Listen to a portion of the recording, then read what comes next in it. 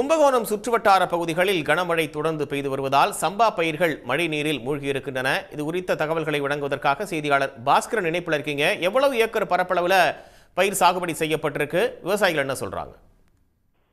கும்பகோணம் மற்றும் அதை சுற்றியுள்ள பகுதியில் கடந்த 2 நாளா கனமழை பெஞ்சிட்டு இருக்கு.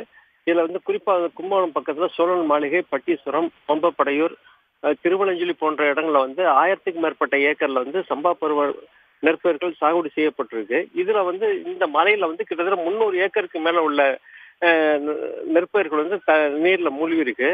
இது இன்னும் ஒரு 2 நாள்ல இந்த தண்ணி வடியிலன்னா இந்த பயிர்கள்லாம் முற்றிலும் அழுவும் நிலை ஏற்படும். இப்ப ஏக்கர் ஒண்ணுக்கு 25,000 ரூபாய் வரைக்கும் செலவு பண்ணியிருக்கிறாங்க. அந்த செலவு பண்ண பணமாவது கைக்கு கிடைக்குமான்ட்டு அவங்க கவலையில இருக்காங்க. அதனால அரசு உரிய நிவாரணம் வழங்கணும். அதே நேரத்துல வடிகால் வாய்க்கால்கள் எல்லாம் போர்க்கால அடிப்படையில் இப்பயாவது தூர் வாரணும்ட்டு அவங்க ஒரு கோரிக்கை வைக்கிறாங்க அரசுக்கு. தகவல்களுக்கு நன்றி பாஸ்கரன். உடனுக்குடன் செய்திகளை தெரிந்து கொள்ள சன் நியூஸ் பெல் ஐகானை கிளிக் பண்ணுங்க.